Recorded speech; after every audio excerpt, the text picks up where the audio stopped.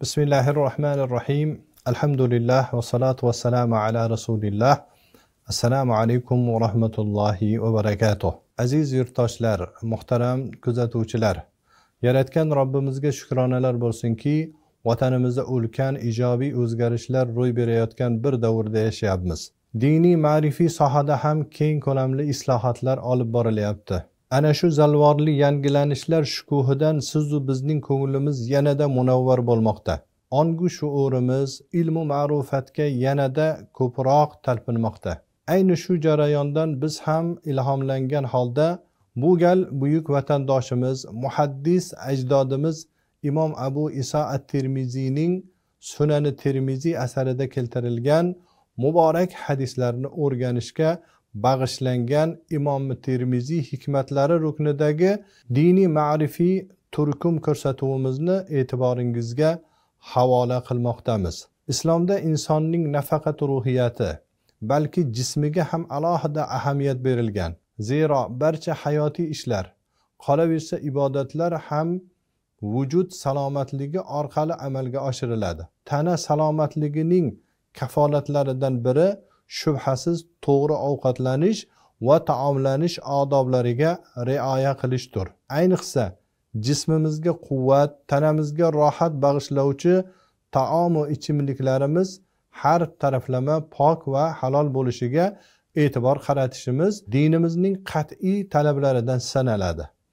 Bu haqda Alloh taolo Moida surasining 88-oyati karimasida va kulu mimma razaqakumullohu halalan tayyiban wattaqullohallazi antum bihi mu'minun deydi. Va Alloh sizga rizq qilib bergan narsalardan halol poklarini yenglar. O'zingiz iymon keltirgan Allohga taqvo qiling deb marhamat qilgan. Qadrli muxlislar, anglaganingizdek bugungi dasturimizda sizlar bilan taomlanish odoblari mavzusida suhbat quramiz. Bunda islom ummatining mo'tabar manbalaridan sanaluvchi Sunan-i Tirmiziy asarida kelgan hadisi shariflar bilan yaqindan tanishamiz. Marhamat. Abdulloh ibn Abbos roziyallohu anhumodan rivoyat qilinadi. Nabiy sallallohu alayhi va sallam qachon birortangiz taom yesa, idishning tepasi, ya'ni taomning o'rtasidan yemasin. Pasti, ya'ni atrofidan yesin. Chunki baraka tepadan pastga tushib turadi dedilar. Hadisi sharifdan. Hadisi sharifni ma'nosi bilan tanishib o'tdingiz. Endi hadisi sharifning arabcha matni bilan ham tanishib, undan keyin bu hadisi sharifning sharhlariga o'tamiz. An ibn Abbas radhiyallohu anhuma anin nabiy sallallohu alayhi va sallam qol: إذا أكل أحدكم طعاما فلا يأكل من أعلى الصحفة ولكن ليأكل من أسفلها فإن البركة تنزل من أعلاها. رواه الترمذي. Demek Peygamberimiz Cenab-ı Resulullah sallallahu aleyhi ve sellem bu hadisi şerifte bizga taomlanishlikning go'zal odoblaridan birini zikr qilib o'tdilar. Demak, taomlanadigan kishi taomni o'rta tepasidan emas, balki past qismidan o'ziga yaqin tomondan olib yeyishligi islomning go'zal odoblariga kiradi. Shu bilan birgalikda buni sababini ham payg'ambarimiz janob Rasululloh sallallohu alayhi va sallam o'zlari bayon qilib aytdilarki, taomni barakasi tepasida bo'ladi deb marhamat qildilar. Ana endi mana shu hadis atrofida va taomlanishga oid bo'lgan boshqa bir hadisi shariflar bilan tanishib o'tamiz. Imom Ibn Majah rivoyat qilgan hadisda payg'ambarimiz janob Rasululloh sallallohu alayhi va sallam sarid deb nomlangan taomni o'rtasini ushlab, bismillah deb atrofidan yenglar, o'rtasini qoldiringlar, chunki baraka tepasidan pastga tushib turadi degan hadisni ham zikr qilib o'tdilar. Demak, bu hadis yuqoridagi hadisni quvvatlaydi. Muhtaram azizlar, endi taomlanish odoblari bilan tanishib o'tamiz. Avvalambor, taomlanadigan kishi taomlanishdan oldin ikki qo'lini yuvishligi kerak bo'ladi. Bu haqida Imom Abu Dovud rahmatullohi alayh rivoyat qilgan hadisda payg'ambarimiz janobi Rasululloh sallallohu alayhi va sallam aytadilarki, barakatut ta'ami al-wudu'u qablahu wal-wudu'u ba'dahu. Taomning barakasi taomdan oldin va taomdan keyin qo'lni yuvmoqlik deganlar. Boshqa bir rivoyatda Rasululloh sallallohu alayhi va sallam kim yaxshiligini Alloh ziyoda qilishini istasa, taom tayyor bo'lganida va oxirida qo'lini yuvsin deganlar. Shu bilan birgalikda taomdan oldin tasmiyani aytish kerak. Tasmiya aytish degani bu taomlanishdan oldin Bismillahirrohmanirrohimni aytishlik va taomlanib bo'lganidan keyin alhamdulillah deb Alloh taologa shukr aytib qo'yishlik bu taomlanish odoblariga kiradi. Imom Abu Dovud va Tirmiziy Oisha radhiyallohu anha onamizdan rivoyat qiladilar. Rasululloh sallallohu alayhi va sallam aytdilar: "Iza akala ahadukum falyadhkur ismallohi ta'ala fa in nasiya an yuzkara ismallohi ta'ala fi awwalihi falyaqul bismillahi awwalahu va akhirahu." Kim taomlansa Allohning ismini zikr qilsin. Agar ovqatlanish oldidan Allohning ismini zikr qilishni unutib qo'ysa, bismillahi avvalahu va akhirahu desin deganlar. Imom Ahmad va boshqa muhaddislar keltirgan rivoyatda Nabiy sallallohu alayhi va sallam taomlanganlarida va chanqoqlarini qondirgan chog'larida alhamdulillahillazi at'amana va saqana va ja'alana minal muslimin, bizni taomlantirgan, rizqlantirgan va musulmon qilgan Allohga hamd bo'lsin der edilar. Keyingi odob, ovqatlanish uchun to'g'ri o'tirib olishga ahamiyat berish kerak. Tik turgan holatda, yonboshlagan holatda, yotgan holatda taomlanishlikdan saqlanish kerak bo'ladi. Bu haqda payg'ambarimiz Rasululloh sallallohu alayhi va sallam men yonboshlagan holda ovqat yemayman deganlar. Yotib yoki yonboshlab ovqat yeyish ko'pincha insonni ko'richak va shunga o'xshagan kasallarga mubtalo bo'lishiga sababchi bo'ladi. Taomlanish odoblaridan yana biri shuki, taomni o'ng qo'l bilan yeyish. Bu taomlanishning eng go'zal odoblar sarasiga kiradi. Imom Tirmiziy rivoyat qilgan hadisda payg'ambarimiz janob Rasululloh sallallohu alayhi va sallam aytadilarki, har biringiz o'ng qo'li bilan yesin va o'ng qo'li bilan ichsin, o'ng qo'li bilan bersin, chunki shayton chap qo'li bilan yeydi, chap qo'li bilan ichadi va chap qo'li bilan beradi deganlar. Ya'ni bir narsani uzatganda ham o'ng qo'l bilan uzatishlik tavsiyasi mana bu hadis sharifda zikr qilindi. Bu borada Sahihul Buxoriyda keltirilgan bir hadis sharifni ham eslab o'tamiz. Umar ibn Abu Salama radhiyallohu anhu aytadilar: "Men Rasululloh sallallohu alayhi va sallamning qaramoqlarida yoshgina bola edim. Bir kuni taom solingan idishning ustida qo'lim har tarafga qarab aylandi. Ya'ni taom solingan idishning ustidan har qayoqlardan qo'limni aylantirib taom yeb turgan edim. Shunda Rasululloh sallallohu alayhi va sallam: "Ey bola, o'ng qo'ling bilan yegin. Allohning nomini zikr qilgin va o'zing tomondan yegin" dedilar.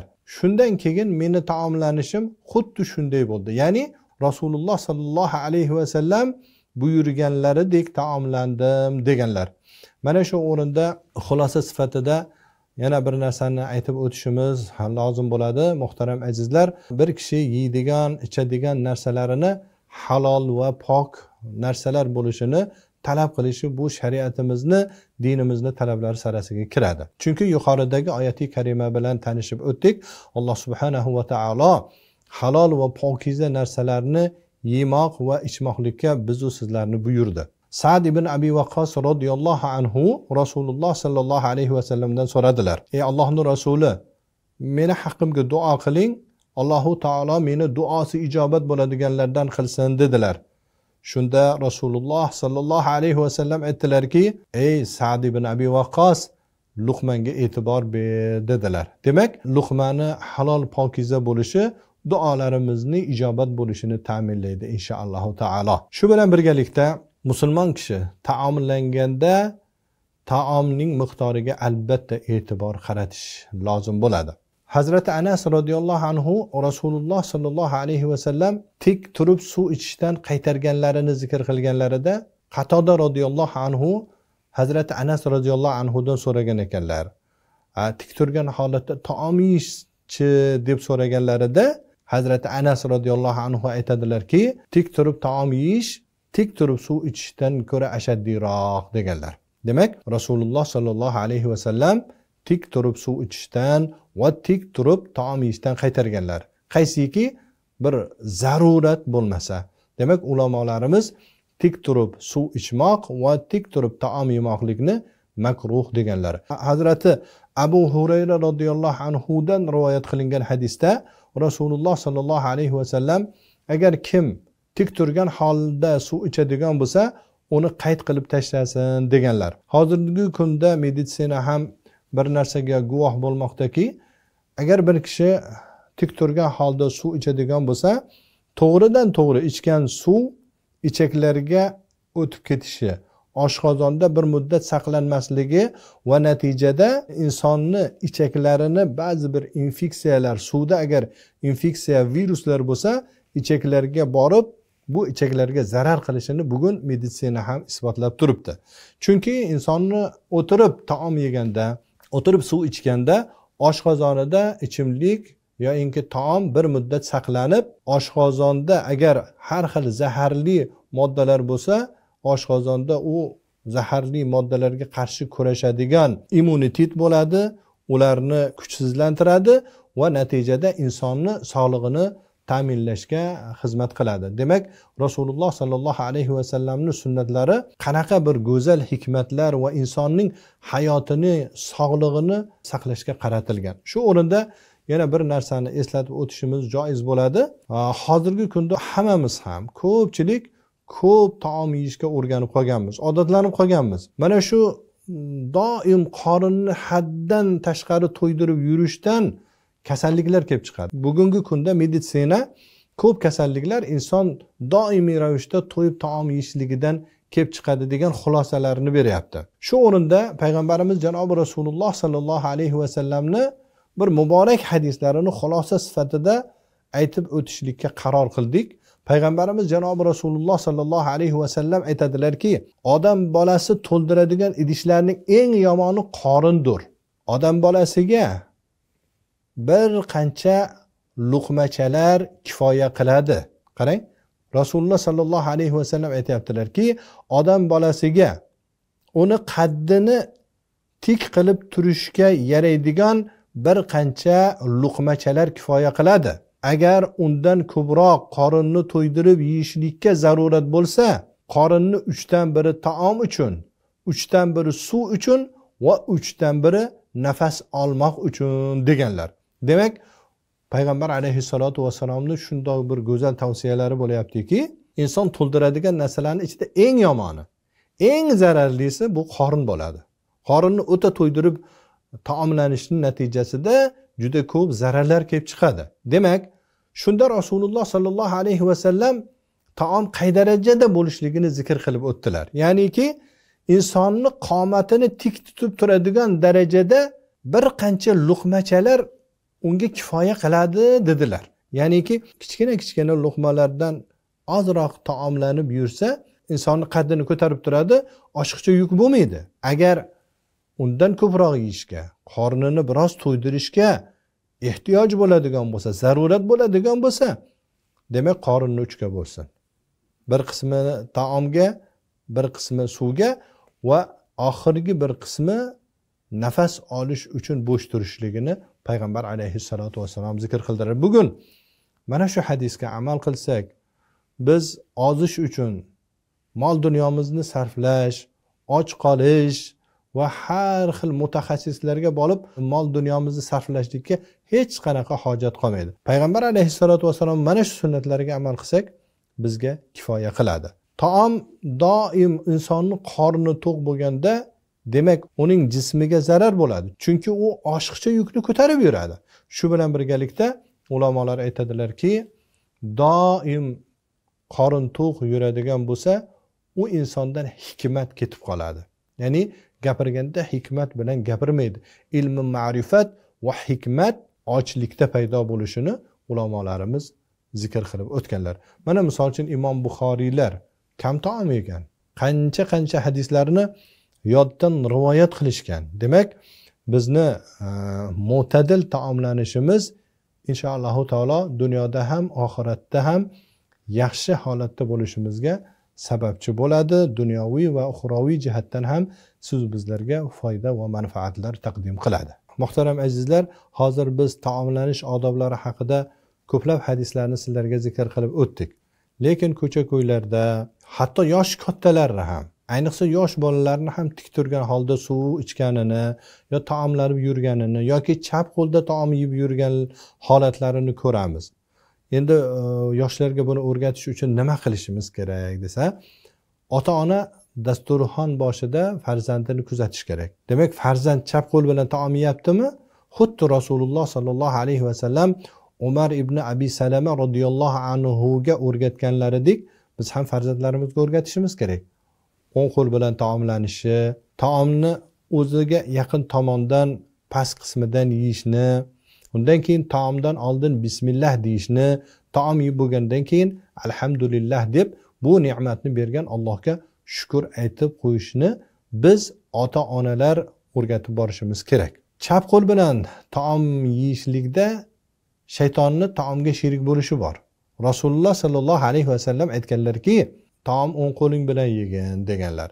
Chap qo'l bilan yeyilgan taomga shayton sherik bo'lishligini Rasululloh sallallohu alayhi va sallam zikr qilib o'tganlar. Demak, mana shu taomlanish odoblarini biz xonadonda farzandlarimizga o'rgatishimiz kerak. Ayniqsa bog'chalarda tarbiyachilar farzandlarni yoshligidan o'sha narsaga o'rgatishlari kerak bo'ladi. Inson taomlanishga ham odatlanadi. Ya'niki oz taom yeyishga o'rgansa, shunga odatlanib qoladi, keyin ozgina taom unga kifoya qiladigan bo'ladi. Mana shu o'rinda demak biz taomlanish odobiga nihoyat e'tibor berishimiz, yoshligidan farzandlarimizni shu narsaga o'rgatib borishimiz zarur bo'ladi.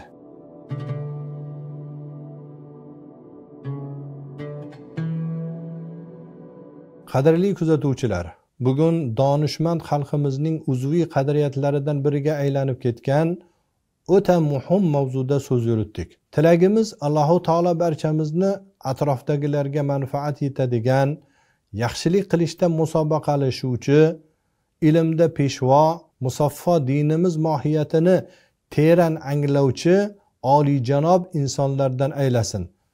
Shuning bilan Ziyo Media markazi tomonidan Imom Tirmiziy hikmatlari ruknida tayyorlangan dasturning navbatdagi soni o'z nihoyasiga yetdi. Kelgusi ko'rsatuvlar orqali yana ko'rishguncha xayr, salomat bo'ling.